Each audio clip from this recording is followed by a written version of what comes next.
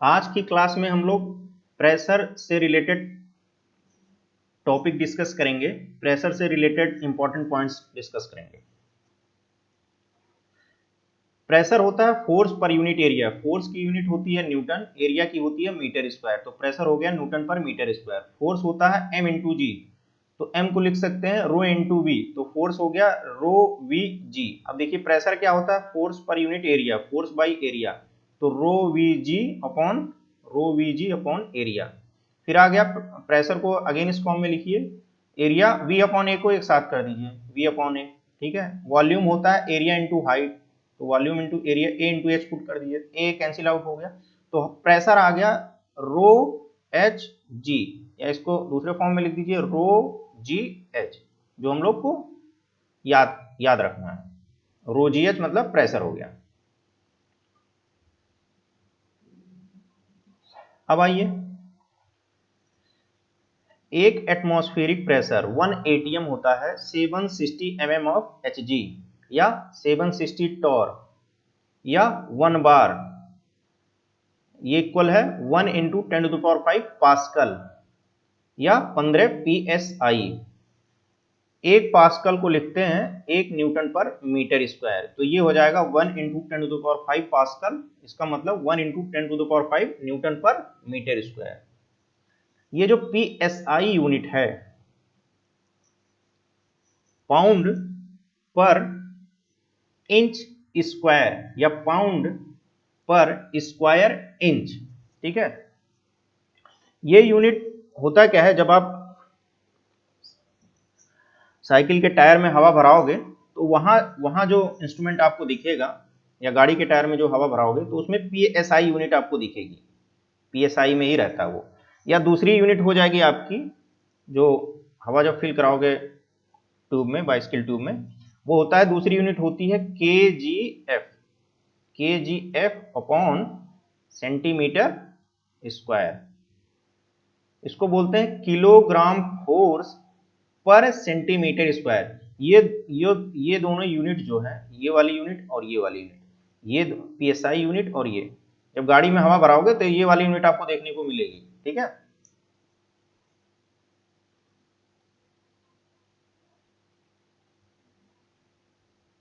तो साइकिल में कितना रहता है लगभग लगभग, उसमें जो पीएसआई यूनिट में अगर देखोगे तो उसमें प्रेशर लगभग लगभग आपको मिलेगा, जितना भरते हैं वो लोग, 60 पीएसआई के आसपास, ठीक है, 60 पीएसआई, ठीक है। 60 psi के आसपास टायर में हवा भरी जाती है, 60 या 65 इस रेंज में रहेगी आपकी।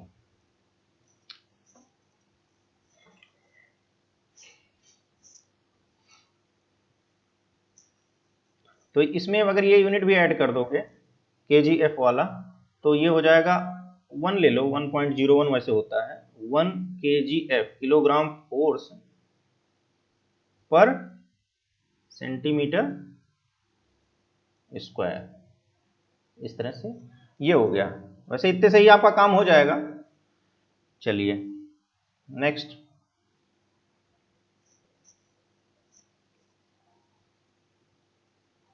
नेक्स्ट आ जाइए। अब देखिए,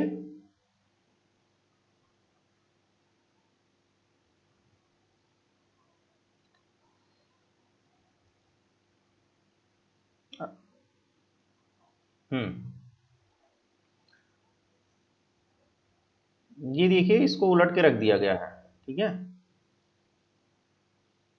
अब देखिए ये मरकरी है इसमें, तो उलट के रखने पे ये कितनी हाइट तक गया मरकरी, 760 mm।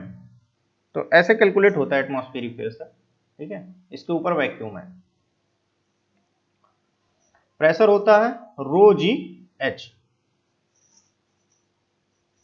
एटमॉस्फेरिक प्रेशर क्या होता है, 760 mm, तो मरकरी 760 mm की हाइट तक चढ़ जाएगा उस पर।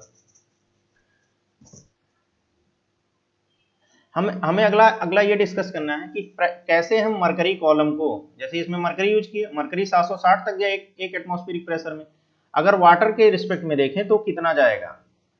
वाटर के कॉलम अगर कोई मेजरमेंट कर रहे हैं तो मरकरी के रिस्पेक्ट में रो जी एच, मरकरी की डेंसिटी के लिए एच मरकरी आएगा, वाटर के लिए एच वाटर आएगा, तो दोनों सेम होना चाहिए। प्रेशर क्या है, रो जी एच, तो दोनों के लिए रो जी एच की वैल्यू वही आएगी, मतलब मल्टीप्लीकेशन रो इंटू जी इंटू एच। तो अब देखिए इस केस में जी तो सबके लिए वही है, जी कैंसिल आउट कर दिया, तो ये आपका कांस्टेंट रहेगा रो M into H M, row of mercury into H of mercury equal to हो जाएगा rho of water into H of water, मतलब हाइट ऑफ वाटर, वाटर के केस में कितनी हाइट तक जाएगा। इस तरह से हम लोग अगर मर्करी के कॉलम में आपकी हाइट मिल रही है तो दूसरे फॉर्म में हम लोग कर सकते हैं, वाटर के फॉर्म में करना है तो इस तरह से, ठीक है। ऐसे क्वेश्चन देखिए, इसमें डायरेक्ट निकालना है कि कोई एक्सपेरिमेंट किए, ये डेंसिटी दी हुई है मरकरी की, और मरकरी की डेंसिटी दी हुई यही है। अच्छा, तीन अलग अलग फॉर्म में लिखा गया है।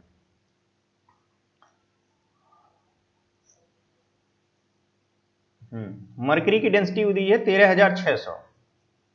तो अब ये होता क्या है, वाटर की डेंसिटी होती है 1000 किलोग्राम पर मीटर क्यूब।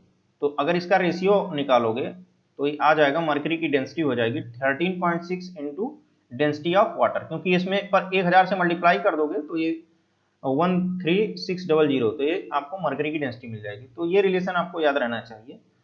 तो इसका ये मतलब हुआ कि मरकरी की डेंसिटी जो है वाटर की डेंसिटी से 13.6 गुना ज्यादा है, ऑलमोस्ट 13.5 ले लीजिए, 13 to 14 टाइम्स मोर है वाटर की डेंसिटी से, समझ गए। वाटर की है 1000 किलोग्राम पर मीटर क्यूब, इसकी है 13,600। चलिए अब हमें क्या है, मान लीजिए हमें मरकरी की हाइट में कुछ दिया हुआ है, कितनी हाइट मरकरी के रिस्पेक्ट में, तो हमें वाटर कॉलम में जाना है। तो ये वाला इक्वेशन आप जो पहले अभी डिराइव किए हैं, तो वाटर के कॉलम में एच डब्ल्यू आ जाएगा, rho of mercury into H of mercury divided by rho of water, ठीक है, क्योंकि H W into rho W into H W into rho W, water के लिए ये इक्वल टू हो जाएगा rho of M into H of O, मतलब mercury के लिए रो जी एच, वाटर के लिए रो जी एच का मल्टीप्लीकेशन सेम आएगा, और जी कैंसिल आउट हो जाएगा, तो जी इसलिए लिखा नहीं जाता है, ये कट हो जाएगा जी। तो यहां से निकाला गया हाइट ऑफ वाटर में आ जाएगा, रो ऑफ मरकरी पुट करिए 13.6 of water into H M upon water, तो ये वाटर वाटर कट गया, आ गया 13.6 इंटू हाइट ऑफ मरकरी। तो हाइट ऑफ मरकरी मान लीजिए एक एटमॉस्फेयर की बात कर रहे हैं तो 760 mm है, तो ये आ जाएगा 10336 mm। मतलब ये है कि अगर हम मरकरी कॉलम यूज कर रहे हैं तो अगर हाइट 760 mm तक गया है, तो यही अगर वाटर कॉलम ले लोगे तो उसका 13.6 गुना और ऊंचा आ जाएगा, ठीक है। तो इस तरह से जो 760 mm था वो पहुंच गया 10.336 10.336 मीटर पहुंच गया, समझ रहे हो, इतना ज्यादा, क्योंकि मरकरी की डेंसिटी ज्यादा है ना, तो डेफिनेटली एक चीज ज्यादा है तो हाइट, उसकी जो हाइट में इंक्रीमेंट होगा, हाइट उस कॉलम में जो हाइट दिखेगी वो कम दिखेगी, वाटर की डेंसिटी कम है तो हाइट वाला बढ़ना शुरू हो जाएगा, तो ये चीज रहता है। अब देखिए हम लोग एक पॉइंट डिस्कस करेंगे, एब्सोलूट प्रेशर, गेज प्रेशर, ये क्या होता है। देखिए ये एकदम है जीरो, ठीक है, जीरो लाइन, एकदम जीरो से चलोगे तो ये आपका कहलाएगा एब्सोलूट प्रेशर, जीरो से लास्ट तक। अगर एटमॉस्फेरिक प्रेशर होता है 760 mm ऑफ Hg, इसके ऊपर जाओगे, ठीक है, इसके ऊपर मेजरमेंट रहेगा तो वो कहलाएगा gauge pressure, GAUGE, gauge pressure. तो इस ग्राफ से आपको क्या मिल रहा है, एटमॉस्फेयर एब्सोलूट प्रेशर जो होगा P एब्सोलूट, ये लेंथ जोड़िए, ये पूरी लेंथ कितनी आएगी, ये पूरी लेंथ आएगी इतनी लेंथ, और प्लस गेज वाली लेंथ इतनी लेंथ, प्लस ये वाली लेंथ, ये वाली लेंथ प्लस ये वाली लेंथ, तो एब्सोलूट प्रेशर हो गया 1 atmospheric pressure plus gauge pressure, ठीक है। तो यही लिखा है absolute pressure PATM, atmospheric pressure plus gauge pressure. अब देखिए अगर निगेटिव, अगर इधर आएंगे तो इसलिए मैंने वो फॉर्मूला नहीं लिखा है जिसमें माइनस कर देते हैं वैक्यूम, देखिए P atmospheric plus P gauge मैंने लिख दिया। अगर नीचे आओगे तो गेज निगेटिव हो जाएगा तो यहाँ माइनस हो जाएगा, इस तरह से एब्सोल्यूट हो जाएगा पी एटीएम माइनस, जो गेज आएगा अब यहाँ माइनस के साइन में आ जाएगा, बस इतनी सी बात है।